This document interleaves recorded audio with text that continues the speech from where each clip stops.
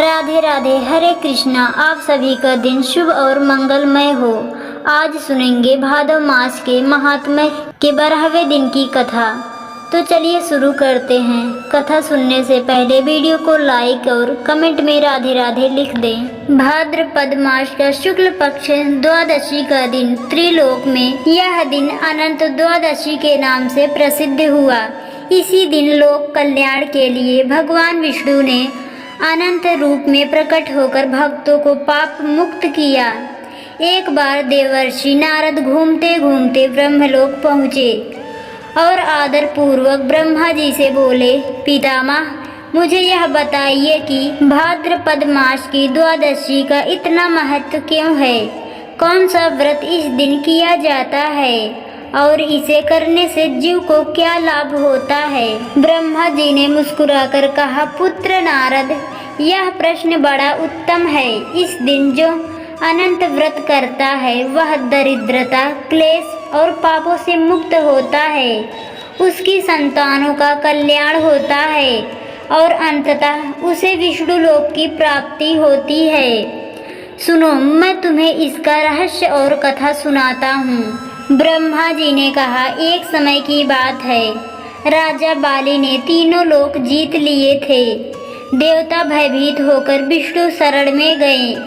तब भगवान वामन अवतार लेकर राजा बाली के पास गए और दान में 3 पाग भूमि मांगी। राजा बाली ने वचन दिया। वामन ने विराट रूप धारण कर एक पाग से धरती, दूसरे से आकाश नाप लिया। तीसरा पाग रखने को स्थान ना रहा तो राजा बाली ने अपना सिर आगे कर दिया। भगवान प्रसन्न हुए और बोले, बाली, तेरा त्याग अद्भुत है। मैं तुझे सुतल लोक का अधिपति बनाता हूँ और सदा तेरी रक्षा करूँगा। उसी समय भगवान ने अनंत रूप धारण किया और बाली से कहा, जो मनुष्य भाद्रपद द्वादशी को अनंत भगवान की पूजा करेगा वह दरिद्र नहीं होगा। उसके पाप नष्ट होंगे और उसके घर में सुख समृद्धि बनी रहेगी। ब्रह्मा जी ने आगे अनंत सूत्र की महिमा की गाथा सुनाने लगे। इस दिन अनंत भगवान का व्रत करने वाले को शुद्ध होकर घर में मंडप बनाना चाहिए। कलश स्थापना करके उसमें भगवान विष्णु की प्रतिमा रखनी चाहिए। फिर 14 गांठों वाला अनंत सूत्र धागा बनाकर पूजा करनी चाहिए। पुरुष इसे दाहिने हाथ में और स्त्रियां बाएं हाथ में बांधती हैं। अनंत सूत्र बांधते समय भक्त को कहना चाहिए, अनंत भगवान मेरी रक्षा करें, मेरे घर में अन्न, धन और संतोष का प्रवाह बना रहे। यह सूत्र केवल धागा नहीं बल्कि वचन है कि हम जीवन में अनंत धैर्य और भक्ति बनाए रखेंगे। ब्रह्मा जी ने नारद को एक मानव कथा भी सुनाई। एक बार राजा सुमंत की पुत्री सुशीला का विवाह हुआ। विवाह के बाद उसका पति कठोर तपस्वी था, जिसके कारण घर में अभाव बना रहता था। एक दिन सुशीला ने गांव की स्त्रियों को अनंत व्रत करते देखा।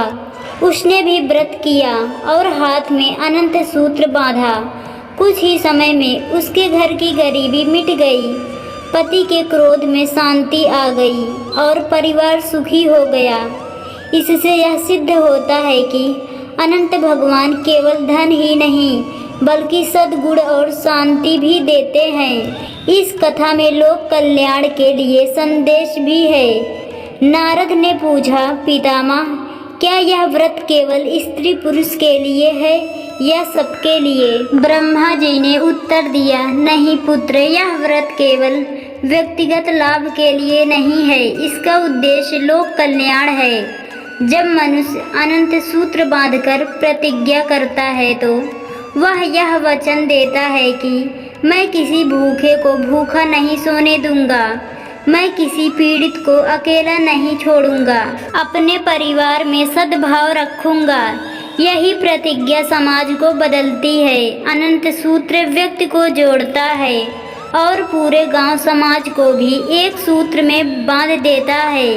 और अंत में ब्रह्मा जी ने कहा, जो मनुष्य भाद्रपद द्वादशी को अनंत भगवान का व्रत करता है उसकी सभी मनोकामनाएं पूरी होती है, वह जीवन भर सुखी रहता है और अंत समय विष्णु धाम को प्राप्त करता है।